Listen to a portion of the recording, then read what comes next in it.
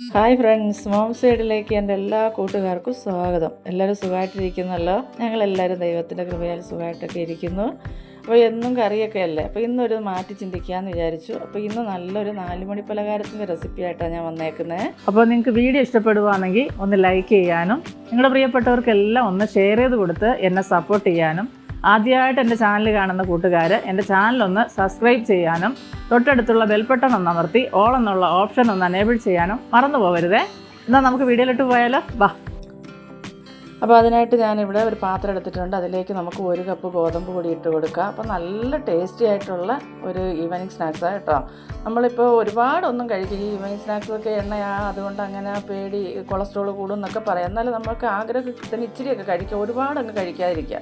അപ്പോൾ ഇതാ നമ്മുടെ പിള്ളേർ സ്കൂളിൽ നിന്ന് വരുമ്പോൾ, മക്കൾ വരുമ്പോഴായാലും അല്ലെങ്കിൽ ജോലി ചെയ്ത് ക്ഷീണിച്ച് വരുന്നവർക്കൊക്കെ ഇതുപോലെ ഒരെണ്ണം ഉണ്ടാക്കി കൊടുക്കുകയാണെങ്കിൽ നല്ല സന്തോഷമാവും, അവർക്ക് ഇഷ്ടപ്പെടുകയും ചെയ്യും കേട്ടോ. അപ്പോൾ അതിനായിട്ട് 1 കപ്പ് ഗോതമ്പ് പൊടി, ഒരു ചെറിയ പീസ് ഇഞ്ചി അരിഞ്ഞത് ഇട്ട് കൊടുത്തിട്ടുണ്ട്, പൊടിയായിട്ട് അരിഞ്ഞത്, 2 പച്ചമുളക് എരിവിനായിട്ട് ഞാൻ അരിഞ്ഞിട്ടിട്ടുണ്ട്, 1 തണ്ട് കറി ലീഫ് അരിഞ്ഞത് ചേർത്തിട്ടുണ്ട്. ഇനി ഒരു ചെറിയ ക്യാരറ്റ് ഇതുപോലെ പൊടിയായിട്ട് കൊത്തി അരിഞ്ഞെടുത്തിട്ടുണ്ട്. അപ്പോൾ ഈ ക്യാരറ്റൊക്കെ ശരീരത്തിന് ഏറ്റവും നല്ലതല്ലേ.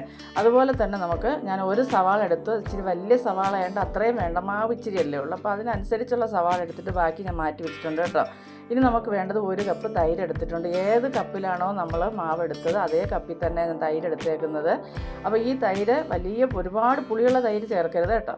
ഇനി ഇതിലേക്ക് ആവശ്യത്തിനുള്ള ഉപ്പ് ചേർത്ത് കൊടുക്കാം.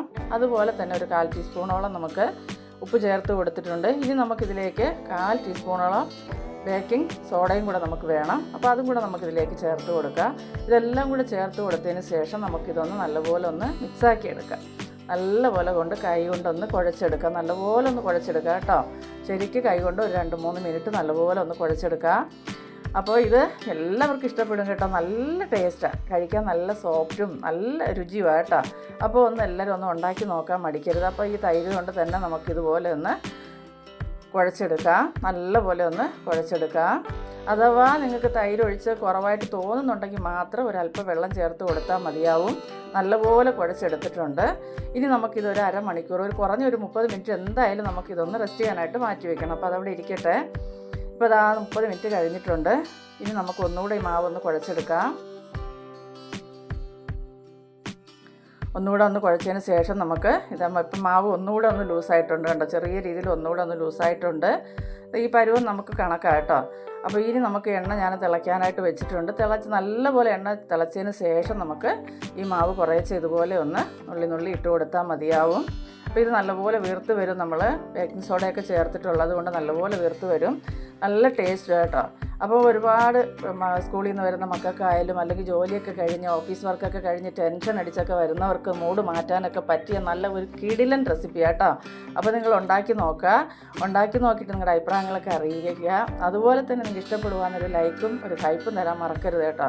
അപ്പോൾ എന്നെ സപ്പോർട്ട് ചെയ്ത് ഇതുവരെ എന്നെ എത്തിച്ച, എന്നെ സ്നേഹിച്ച, എന്നെ സപ്പോർട്ട് ചെയ്ത, എൻ്റെ വീഡിയോ എല്ലാം കണ്ട എല്ലാവർക്കും ഒരുപാട് നന്ദിയുണ്ട്. തുടർന്ന് നിങ്ങൾ എന്നെ സപ്പോർട്ട് ചെയ്തുകൊണ്ടേയിരിക്കുക. ഇതുവരെ എത്താൻ കാരണം നിങ്ങളും നിങ്ങളുടെ പ്രാർത്ഥനയും അതുപോലെ തന്നെ ദൈവത്തിൻ്റെ ഒരു കരുണയും മാത്രമാണ്. അപ്പോൾ തുടർന്ന് നിങ്ങൾ എന്നെ സപ്പോർട്ട് ചെയ്യുക. ഇതുപോലെ നമുക്കിനി അത് ഓരോ സൈഡ് തിരിച്ചും മറച്ചിട്ട് മൂപ്പിച്ചെടുക്കുക. അപ്പോൾ ഒത്തിരി തീ കൂട്ടി വെച്ചാൽ ഈ സാധനം കരിഞ്ഞു പോകും, അകത്ത് മാവ് എന്ത് കിട്ടത്തുമില്ല.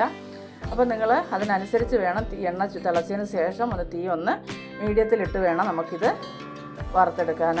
അപ്പോൾ ഞാൻ ബാക്കി മാവ് ഇതുപോലെ ഇട്ട് പൊരിച്ചെടുക്കാനായിട്ട് കേട്ടോ. അപ്പോൾ ബാക്കി മാവ് ഞാനിത് കുറേശ്ശെ ഇട്ട് കൊടുക്കുന്നുണ്ട്.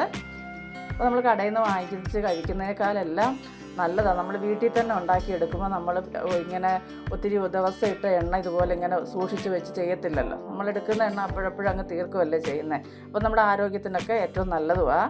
ഒരുപാടൊന്നും കഴിക്കേണ്ട. നമ്മൾ ഇതൊക്കെ ഒരു കൊതിക്ക് ഇച്ചിരി അല്ലേ കഴിക്കത്തുള്ളൂ. അങ്ങനെ ഉണ്ടാക്കി കഴിക്കാൻ നോക്കാം കേട്ടോ. അപ്പോൾ എല്ലാവർക്കും ഇഷ്ടപ്പെടുമെന്ന് ഞാൻ കരുതുന്നു. അപ്പോൾ വീണ്ടും ബാക്കിയിരുന്ന മാവും എല്ലാം ഞാൻ ഇതുപോലെ ഒന്ന് ഇട്ടെടുക്കുന്നുണ്ട്. ഇനി നമുക്ക് കട്ടനാണോ, കാപ്പിയാണോ, അല്ലെങ്കിൽ ചായയാണോ, പാൽ ചായയാണോ, എന്താണോ നിങ്ങൾക്ക് ഇഷ്ടം അതിൻ്റെ കൂടെ ഇത് ഉപയോഗിക്കാവുന്നതാണ്. അതുപോലെ തന്നെ നിങ്ങൾക്ക് ഇനി ചട്നി വേണമെങ്കിൽ തേങ്ങാ ചട്നിയോ നിങ്ങൾക്ക് ഇഷ്ടമുള്ള ചട്നിയും തയ്യാറാക്കി എടുക്കാം കേട്ടോ. പക്ഷേ ഇതിന് ആവശ്യത്തിന് എരിവൊക്കെ ഉണ്ട്, നമ്മൾ ഈ മുളകൊക്കെ ചേർത്തിട്ടുള്ളത് കൊണ്ട്. അപ്പോൾ നിങ്ങളുടെ ഇഷ്ടത്തിനനുസരിച്ച് അത് കഴിക്കാം. അപ്പോൾ നമ്മുടെ 4 മണി പലഹാരം ഇവിടെ അടിപൊളിയായിട്ട് റെഡിയായി വന്നിട്ടുണ്ട്. എല്ലാവരും ഒന്ന് ഉണ്ടാക്കി നോക്കാം. നിങ്ങളെന്നെ സപ്പോർട്ട് ചെയ്യുക. ഈ കൊച്ചു ചാനലൊന്ന് ഫോളോ ചെയ്യാം കേട്ടോ, മറന്നു പോകരുതേ. അപ്പോൾ അടുത്തൊരു വീഡിയോ ആയിട്ട് കാണുന്നതുവരെയും എൻ്റെ എല്ലാ കൂട്ടുകാർക്കും ബായ്.